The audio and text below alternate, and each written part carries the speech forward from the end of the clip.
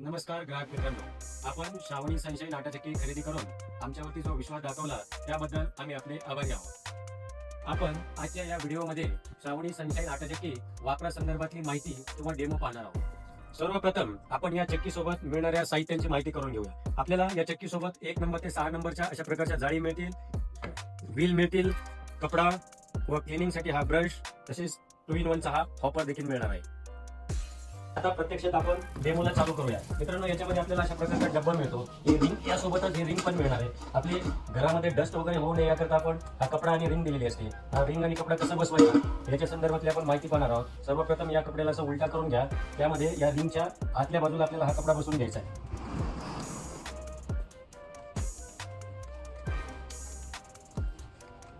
अशा प्रकारे हा कपडा जो आहे आपल्याला रिंगच्या आतल्या बाजूला बसवून घ्यायचा आहे. हा कपडा बसवल्याच्या नंतर हा कपडा वळून पाहायचा, जेणेकरून हा कपडा प्रॉपर बसलाय की नाही याच्यामध्ये कळून जाईल आपल्याला. त्यानंतर काय करायचं, हा कपडा आतून वरती घ्यायचा आहे आणि हा आपल्याला चौकोनी ड्रम दिलेला आहे. त्या चौकोनी ड्रमला सर्वप्रथम हा कपडा पाठीमागे बसवून घ्यायचा आहे. त्यानंतर हा कपडा समोर बसवायचा आहे. हा पण त्यानंतर कपडा ओढून पाहायचा व्यवस्थित बसलाय का नाही. त्यानंतर हा डब्बा आपल्याला अशा प्रकारे लॉक करायचा आहे. हे लॉक करताना पण हे लॉक प्रॉपर झालेत का नाही याची काळजी घ्यायची, जेणेकरून आपली धूळ वगैरे बाहेर येणार नाही. त्यानंतर आपल्याला मशीन सोबत 1 नंबर ते 6 नंबरच्या प्लेट येणार आहे. प्रत्येक प्लेटवरती असा पंच केलेला नंबर असणार आहे. 1 नंबर, 2 नंबर, 3, 4, 5 आणि 6. आता ही कुठली प्लेट कशा करता वापरायची त्याची पूर्ण माहिती इकडे आपण वरती चिटकून दिलेली मित्रांनो. हे बघा, गहू करता 1 नंबर आहे, बाजरी, ज्वारी, बेसन पीठ, तांदूळ, वरई, साबुदाणा इत्यादी करता 2 नंबर, जाड बेसन पीठ हवे असेल 3 नंबर, बारीक रव्या करता 4 नंबर, जाड रव्या करता 5 नंबर, लापसीचा भरडा, मक्याचा भरडा, खारी खोबरं किंवा इतर कुठलाही भरडा करायचा असेल तर आपल्याला 6 नंबरची प्लेट वापरायची. तर आपण मित्रांनो आता डेमोसाठी आपण एक गव्हाचे ट्रायल घेणार आहोत. तर चार्ट मध्ये सांगितल्याप्रमाणे आपल्याला 1 नंबरची चाळणी वापरायची आहे. हे चाळणी लावताना तुम्ही अशी लावा किंवा अशी लावा, काही फरक पडत नाही. फक्त चाळणी लावताना पूर्ण हे प्रॉपर प्रेस करून बसवायची. त्यानंतर आपल्याला हा जो लॉक दिलेला आहे तो अशा प्रकारे लॉक करायचा आहे. आता ही आपली टोटली ऑटोमॅटिक चक्की आहे. याच्यामध्ये सेटिंग करता फक्त इथे एकच बटन आहे. बघा मित्रांनो, याच्यावरती पण इथं माहिती दिलेली आहे. हा स्विच मोड असणार आहे. स्विच 1 म्हणजे बटन वरती, ज्यावेळेला आपण बाजरी, ज्वारी, तांदूळ करतो त्यावेळेला बटन वरती. स्विच 2 म्हणजे बटन खाली, गहू, मका, चणा डाळ इत्यादी करते वेळी हे बटन आपलं खाली राहणार आहे. हे ज्वारी, बाजरी करता वर, गहू, बाकी इतर धान्य करता खाली राहणार आहे. ही सर्व अरेंजमेंट झाल्याच्या नंतर आपल्याला हा डोर बंद करायचा आहे आणि इकडे प्लग लावून अशा प्रकारे आपल्याला हे बटन चालू करायचं आहे. हे झाल्याच्या नंतर आपला बजर होतो. बजर झालं की आपल्याला वरतून धान्य टाकायचं आहे. धान्य टाकले की आपली गिरणी आपोआप चालू होईल. गिरणी आपली आपोआप चालू झाली. त्याचबरोबर मित्रांनो, आपल्याला हे गिरणी वापरताना काळजी काय घ्यायची आहे, धान्यामध्ये खडे जाणार नाही. किंवा दुसरी गोष्ट, हे जे जाळी आहे याला जमिनीवरती आपटायचं नाही. हे जर जमिनीवरती आपटली तर अल्युमिनियम कास्टिंग मध्ये असते, पण हे बेंड झाली की आतमध्ये व्यवस्थित बसत नाही, कुठेतरी गॅप राहतो, त्याच्यामध्ये पीठ जाळ येते. त्याकरता आपल्याला हे जाळी जमिनीवरती आपटायची नाही.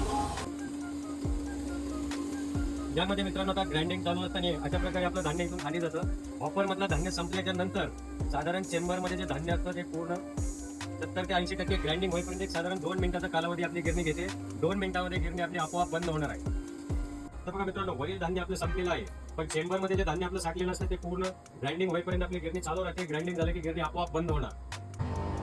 या प्रकारे आपली गिरणी आपोआप बंद झालेली आहे. गिरणी आपोआप बंद झाली का बदल वस्तू आणि आपली मोटर बंद होते. अशा प्रकारे आपलं पीठ तयार झालेलं आहे. आता यामध्ये काय करायचं, सर्वप्रथम आपला जो हा कपडा आहे तो आपल्याला झटकून घ्यायचा आहे, जेणेकरून काय होणार की कपड्याला वगैरे चिकटलेलं जे पीठ असतं ते डब्यामध्ये पडतं, जास्त खराब वगैरे होत नाही. हे बघा, अशा पद्धतीमध्ये जेवढं पाहिजे तेवढं फाईन अशा प्रकारचं पीठ तयार झालेलं आहे. त्याच्यात याचबरोबर मित्रांनो, याची क्लिनिंग कशी करायची ते पण तुम्हाला मी थोडक्यामध्ये सांगतो. याच्यामध्ये बघा, सर्वप्रथम आपल्याला काय करायचं की हे चाळणी बाहेर काढायची. काढल्याच्या नंतर आपण चाळणी जेवढ्या भागामध्ये बसवतो हा भाग स्वच्छ करणे गरजेचं आहे. कारण जर तुम्ही हा भाग स्वच्छ न करता आता गहू दळणे यानंतर तुम्ही बाजरी दळणार आहे आणि जर दुसरी जाळी घेऊन अशीच डायरेक्ट जर जाळी लावली तर काय होतं, जाळी व्यवस्थित बसत नाही, कुठेतरी गॅप राहतो, त्यातून पीठ जाड येतं. त्याकरता हा भाग स्वच्छ करणं गरजेचं आहे. आणि चाळणी तुम्हाला प्रथम सांगितल्याप्रमाणे खाली जमिनीवरती आपटायची नाही, ते फक्त ब्रशच्या साहाय्याने आपल्याला अशा प्रकारे साफ करायची आहे. चला, यापुढे आपण आता 2-in-1 चा डेमो म्हणजे खाली खोबरं वगैरे कसं करायचं याचा डेमो पाहणार आहोत. सर्वप्रथम मित्रांनो, आपल्याला या चेंबरला अशा प्रकारची प्लेट दिलेली असते.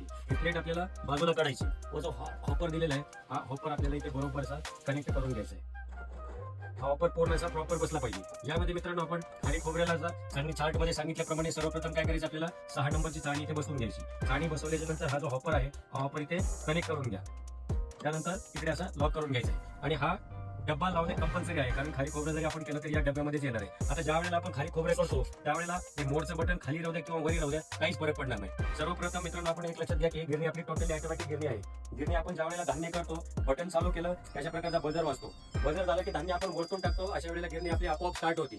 पण आता आपल्याला खारी खोबरं इकडनं टाकायचंय, तर त्यावेळेला आपली गिरणी स्टार्ट होणार नाही. मग काय करायचं आपल्याला, हा एक सेन्सर पॉईंट दिलेला आहे, जिथून वरतून धान्य आपलं खाली जातं, तिथे हा पार्ट अशा पद्धतीने आपल्याला लावून घ्यायचा आहे आणि हा पार्ट आपल्याला आतमध्येच ठेवायचा आहे. समजा तुम्ही 1 किलो खारी खोबरं करण्याकरता घेतलेला आहे, तर हे प्लेट पाठीमागं घ्यायची आणि इकडनं 2-2 तुकडे टाकायचे, कारण हा बायपास आहे. जर तुम्ही एवढे तुकडे घेतील आणि एकदम टाकणार तर मशीनवरती लोड येऊन ती बंद पडेल. अशा प्रकारे आपल्याला काय करायचंय, खारी खोबरं मिक्स करून थोडे थोडे पार्ट, थोडे थोडे आपल्याला इकडनं 2-2 तुकडे टाकायचे आहेत यामध्ये.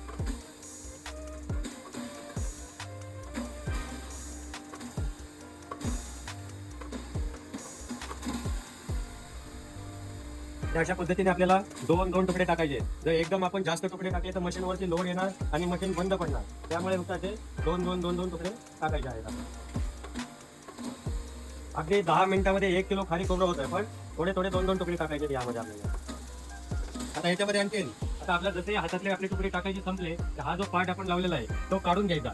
म्हणजे धान्य संपल्याच्या नंतर जशी गिरणी आपली आपोआप बंद झाली होती, त्या पद्धतीने एक गिरणी बंद होईल. पण जर हा पार्ट काढायला आपण विसरलो तर गिरणी आपली बंद होणार नाही, ती कंटिन्युअसली चालू राहील.